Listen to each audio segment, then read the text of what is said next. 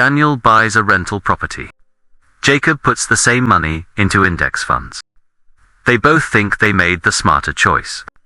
They're both wrong because one of them forgot to count the hours, and the other forgot to count the zeros. And when you actually run the numbers over 20 years, the gap will make your stomach drop. Let's keep this fair. Daniel and Jacob both have $50,000 saved. They both earn $55,000 a year. They're the same age, same city, same financial starting point. The only difference is what they do with that 50 grand. Daniel uses it as a 20% down payment on a $250,000 rental property. He takes out a 30-year mortgage at 7% interest. His monthly mortgage payment is about $1,330. He finds a tenant willing to pay $1,800 a month in rent. On paper, that's $470 a month in profit before he spent a single dollar on anything else. Daniel feels like a genius. Jacob takes the same $50,000 and drops it into a total stock market index fund. No leverage, no tenants, no keys to hand over.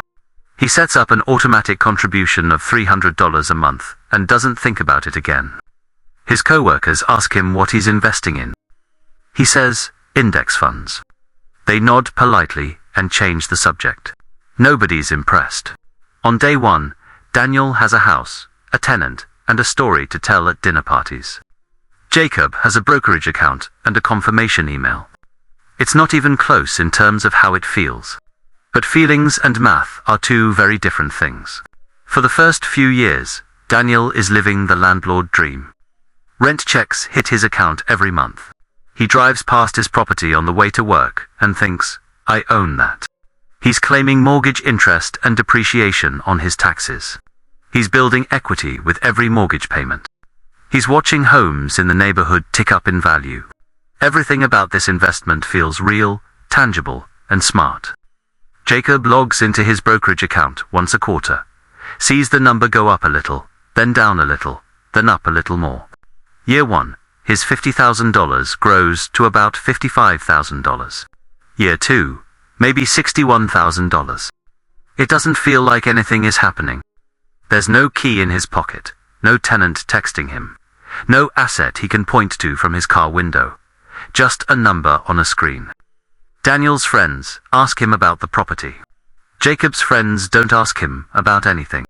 The social proof alone makes Daniel feel like he's winning by a mile. Let's look at the numbers through year three. Daniel has collected roughly $64,800 in rent. His mortgage payments total about $47,880. That leaves $16,920 in gross cash flow. Sounds great until you subtract everything else. Property taxes run about $3,000 a year. Insurance adds another $1,500. He's already replaced a water heater for $1,200, fixed a leaking roof for $2,800, and dealt with 1 month of vacancy between tenants that cost him $1,800. In lost rent, plus $600 to clean and relist. Daniel does property management himself to save money. But that means late phone calls, weekend showings, and coordinating repairs on his lunch break.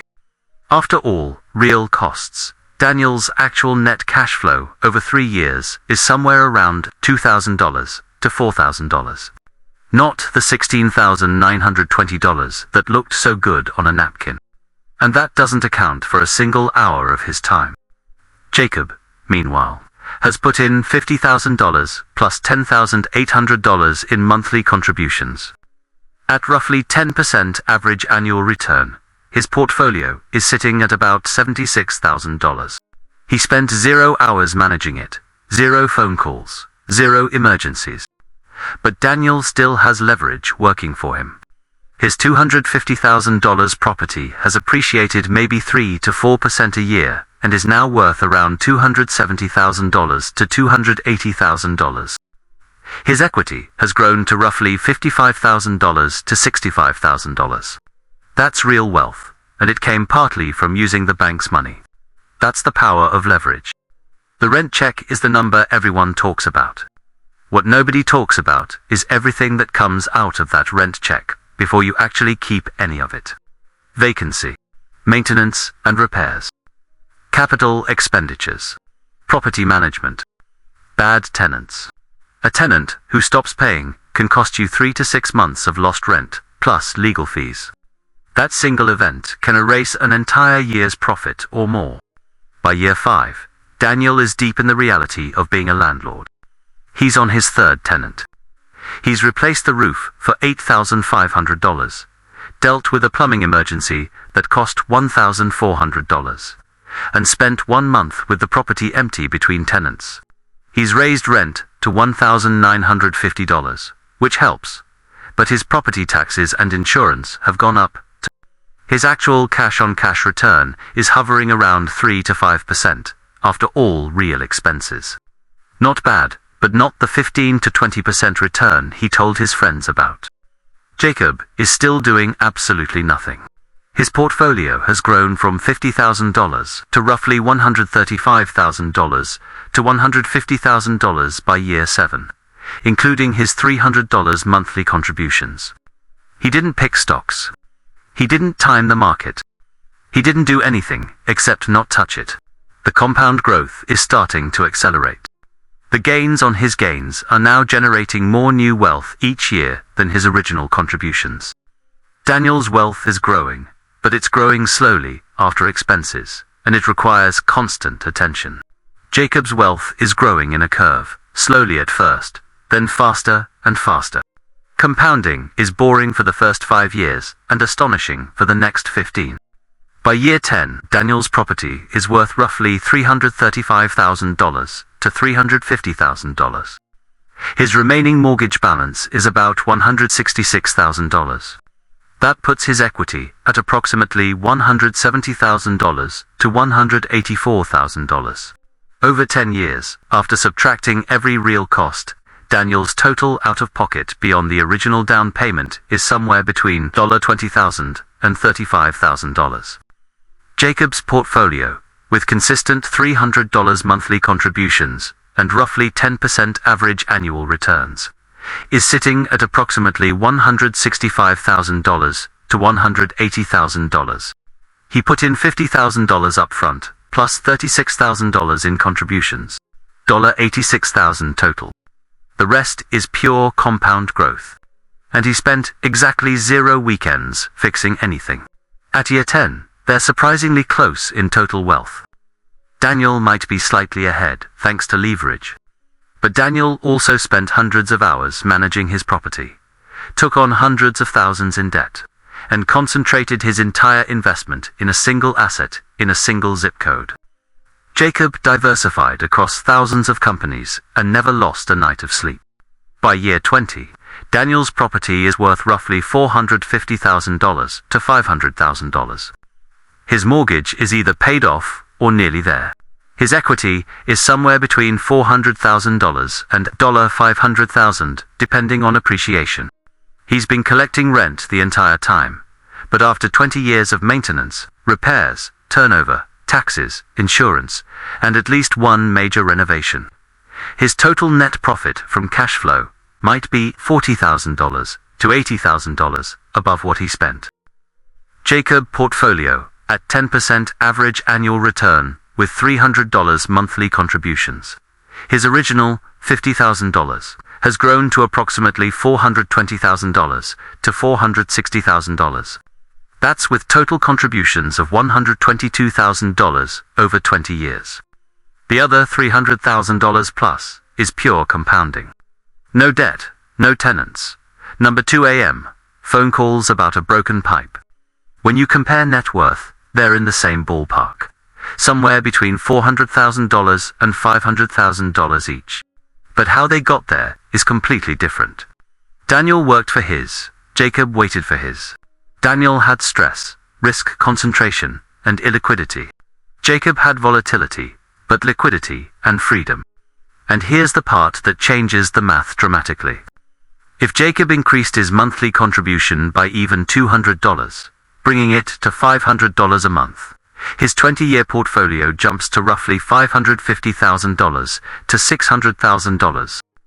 That's because, in the stock market, increasing your contribution has a multiplied effect through compounding. In real estate, Increasing your investment usually means buying another property, taking on another mortgage, and doubling your workload.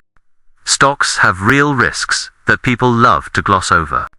Volatility is brutal. In 2008, the market dropped roughly 37%. In March 2020, it dropped 34% in a single month. If Jacob had $150,000 in his portfolio and watched it fall to $95,000 in a few weeks, that's good. Most retail investors panic sell during crashes and buy back in after the recovery, locking in losses at the worst possible time. There's no cash flow. Unlike a rental property, index funds don't send you a monthly check you can spend. Dividends exist, but on a total market fund, you're looking at maybe 1.5 to 2% yield. That's not replacing anyone's income. No leverage. Jacob used $50,000 to control $50,000 in assets. Daniel used $50,000 to control $250,000 in assets. That 5-to-1 leverage is powerful when property values rise. And there's no tax magic like depreciation. Real estate wins in specific identifiable situations.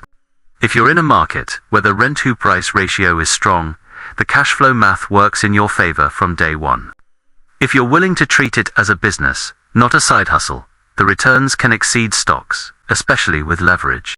If you use strategies like house hacking, you can reduce your own housing costs to near zero while building equity. And if you understand 1031 exchanges, you can grow your real estate portfolio tax-free in ways stock investors can't replicate without retirement accounts. Real estate isn't a bad investment. It's a misunderstood one. Daniel and Jacob both walked away from that decision thinking they were making the smart play. Neither of them actually sat down and mapped out what this costs in dollars, in time, in stress, and in risk over 10 or 20 years. The real trap isn't real estate, and it isn't stocks. The real trap is picking either one based on a YouTube headline, a podcast clip, or something your uncle said at Thanksgiving without ever running the full numbers for your own situation. The next time someone tells you real estate always wins, or the stock market always wins, ask them one question. Did you include everything? Because the answer that includes everything is the only answer that matters.